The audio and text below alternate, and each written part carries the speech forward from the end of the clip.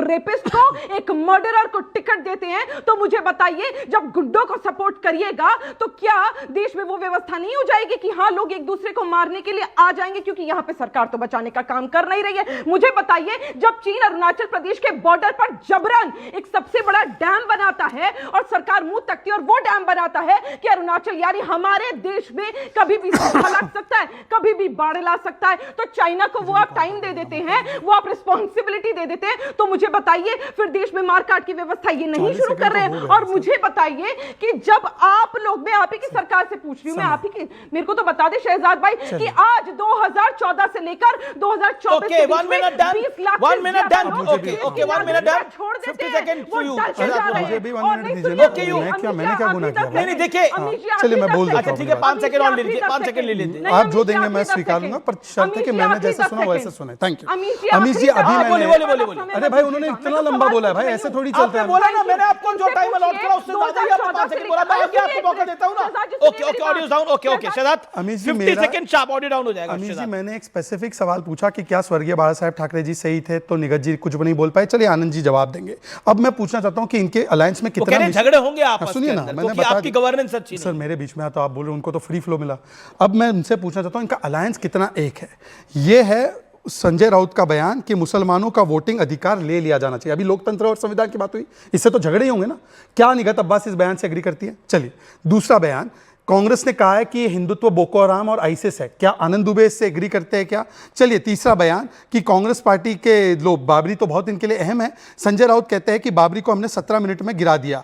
क्या निगत अब्बास इससे एग्री करती है? सुन लीजिए चौथा बयान, पृथ्वीराज चौहान ने बोला कि आर्मी की कोई आवश्यकता नहीं। क्या आनंद दुबे जी इससे एग्री करते हैं? और आखिरी में सवाल पूछना चाहता हूं, देखिए अभी हिजाब की उन्होंने बात की, भाई अशोक गहलोत ने और सिद्धरमैया ने किसके हिजाब पुल किए? हिंदू महिला के लिए निगत जी नहीं बोलेगी। पहले तो एक समय था वो बिंदी लगा के आती थी, छोड़ दीजिए उस बात को। फिर एक उनका विधायक बैठा, सिटिंग विधायक राहुल मामकुतिल, उस पर 3 महिलाओं ने आरोप लगाया, उनकी नेता ने ट्वीट किया कि इसको पार्टी से निकालो। वो तो कन्विक्टेड है सेंगार, इनको तो इन्होंने एमएलए बनाकर रखा है। और तीसरी और आखिरी बात, कठुआ में याद है ना, ये मंत्री था जिसने सपोर्ट किया था रेपिस्ट का, प्रियंका जी ने बोला था इसको हटाओ, हमने तो हटा दिया, इसको पार्टी में ले लिया। और आखिरी बात सुनिए, that INDI alliance सुनिए, should be reframing their alliance's name and it should be its non-decisive internally. Okay, you make the point. Okay, निगत Abbas, audio down, not decisive internally.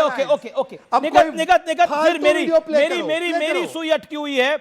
क्या आपको लगता नहीं है जो आज हमारे कार्यक्रम का शीर्षक भी है कि गठबंधन धर्म जानते नहीं, राहुल है कि मानते नहीं, वही तमाम बातें विदेश में जाके करते हैं जिससे सहयोगी आपके असहज हो जाते हैं।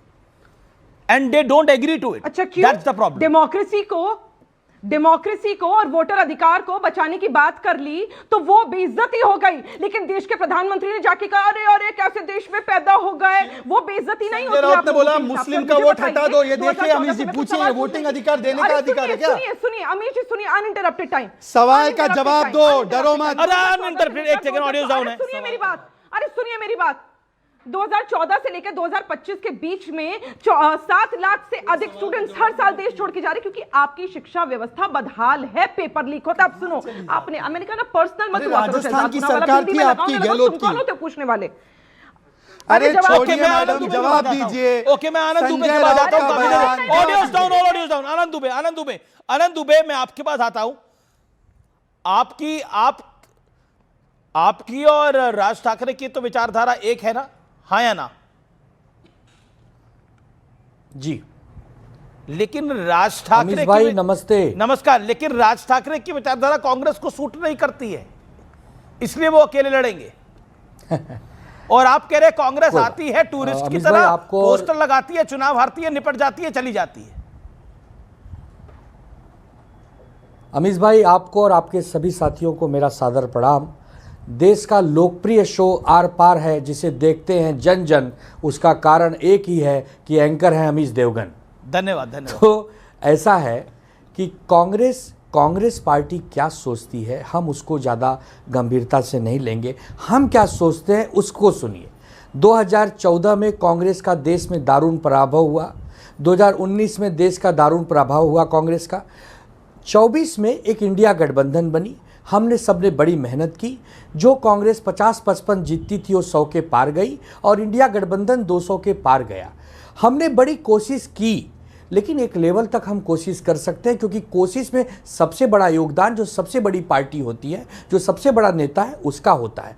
अब आप एक बात बताइए, दिग्विजय सिंह, पृथ्वीराज चौहान, उदित राज, अपना मणिशंकर अय्यर और जयराम रमेश और भी अनगिनत नेता, आप हिंदू की विरोध की बात करोगे, आप सनातन विरोध की बात करोगे, आप राम भगवान को काल्पनिक बताओगे, आप दुनिया भर की सारे प्रपंच करोगे, लेकिन इस देश के 100 करोड़ हिंदुओं की बात नहीं करोगे, तो जब तक राम के सामने नतमस्तक नहीं होगे, इस देश में भारतीय जनता पार्टी को हराना मुश्किल है।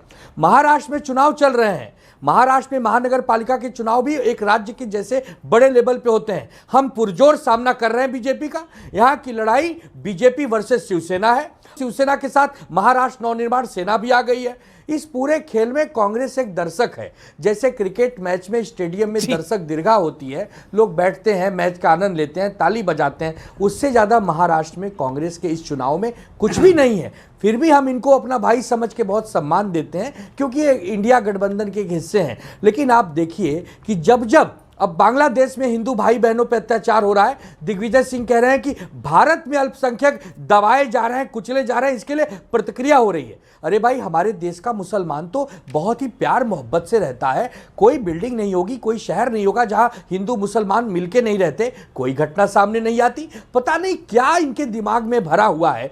कोई कह रहा है कि पहले दिन हम हार गए थे, हमारी सेना पाकिस्तान के सामने हार गई थी। कोई कह रहा है 19 तारीख को प्रधानमंत्री बदल जाएंगे। कोई कह रहा है ये हो जाए। ये जनता को इंटरेस्ट नहीं है। जनता को इंटरेस्ट है कि बीजेपी की कुनीतियों का पुरजोर विरोध करिए तर्क के साथ।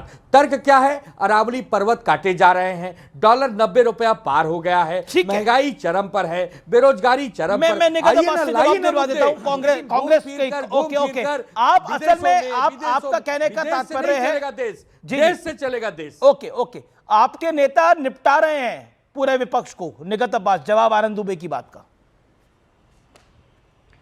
अमीश जी, मैं बिल्कुल जवाब दूंगी, क्योंकि पर्सनल अटैक था और आपको पता है मैं शहजाद पूनावाला जी का पर्सनल अटैक का जवाब बहुत प्यार से देना। शहजाद पूनावाला नहीं, आनंद दुबे बोले हैं। शहजाद पूनावाला को भूलिए थोड़ी देर के लिए, आनंद दुबे की बात का जवाब उसके बाद आऊंगी। उसी वादे की खिलाफवर्जी कर दे और कहते हैं कि हम दुगनी करेंगे आय 2022 तक। मोदी जी हमें बता दें, संविधान में तो उनकी जो डेट है टेन्योर की 2019 है, 2022 में कौन देखने गया कि दुगनी होगी, तिगनी होगी, चौगनी होगी। जो अभी का वादा है वो पूरा नहीं कर रहे, नए वादे बना रहे हैं लोग। तो ये सारी चीजें सुप्रिया सुले से ट्वीट करवा देना। आप चलिए मुद्दे पर आइए, जुमलेबाजी करते हैं पर जमीन मुद्दे पर आओ बहन। अच्छा शहजाद जी, आनंद दुबे की बात का जवाब। उससे जुमलेबाजी का ही पर्दाफाश कर रही हूं। दुबे जी की बात का जवाब देती हूं। जो देश का बदहाली हो रखी है, जो देश की व्यवस्था हो रखी है, उसमें पहले देश के लोगों से, देश के लोग देश की सरकार से सवाल पूछेंगे। अगर आप जलेबी इमरतियां बनाना चाहते हो, वो आपकी परेशानी है। मैं तो पूछूंगी 45 वर्षों में सबसे ज्यादा बेरोजगारी का दर क्यों हुआ। मैं तो पूछूंगी कि बच्चा यहां देश छोड़कर आनंद दुबे की बात का जवाब मैडम। मैं तो पूछूंगी कि भारतीय अपनी नागरिकता क्यों छोड़ रहे हैं। मैं तो पूछूंगी कि डॉलर 90 रुपए क्यों हो गया। मैं तो पूछूंगी कि 100 रुपए के पार पेट्रोल डीजल क्यों हुआ। मैं तो पूछूंगी 100 रुपए के पार दाल क्यों हुई। मैं तो सारी बातें पूछूंगी कि सब्जी 100 रुपए पार क्यों हुई। बताए ना, वाला बताइए, आनंद दुबे बताएं। ओके, आनंद दुबे आप बताइए। आप जलेबी मत बनाइए आनंद दुबे। बिल्कुल, जलेबी हरियाणा में बनाने का अधिकार था। बिल्कुल जलेबी नहीं बनाऊंगा मैं, जलेबी भी नहीं बनाऊंगा और मैं समोसा भी नहीं बांटूंगा।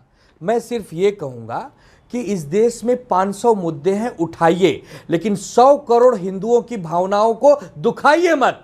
बस यही एक मेरा सवाल है। मैं सनातनी हूं, मेरे सनातन को कोई डेंगू मत कहे। मैं हिंदू हूं, मेरे हिंदू। आनंद दुबे आपके बीच में नहीं बोले। निगत अब्बास, कांग्रेस लगातार पूछ रही है, लेकिन उस पर तो सरकार कुछ नहीं कर रही। सरकार से पूछिए ना, बांग्लादेश के हिंदुओं को काहे नहीं बचाते हैं। उनसे पूछिए ना कि बांग्लादेश के सिखों तो ये दिग्विजय सिंह से पूछिए ना, ये दिग्विजय सिंह, उदित राज और बाकी राशिद अल्वी से पूछिए।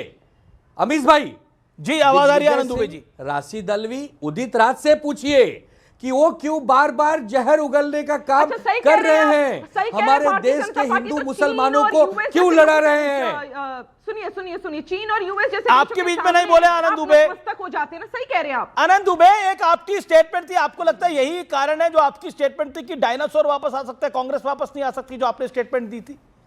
मेरे डिबेट में। मैंने कहा था, मैंने उसके पीछे तर्क भी मैंने आपके डिबेट में कहा था, सबके सामने कहा था। उसका तर्क ये था, यूपी में 40 साल से नहीं हो, बिहार में 35 साल से नहीं हो, पश्चिम बंगाल में 40 साल से नहीं हो, गुजरात में 25 साल से नहीं हो, बाकी और राज्यों में कहीं से 10 साल, 20 साल, 25 साल।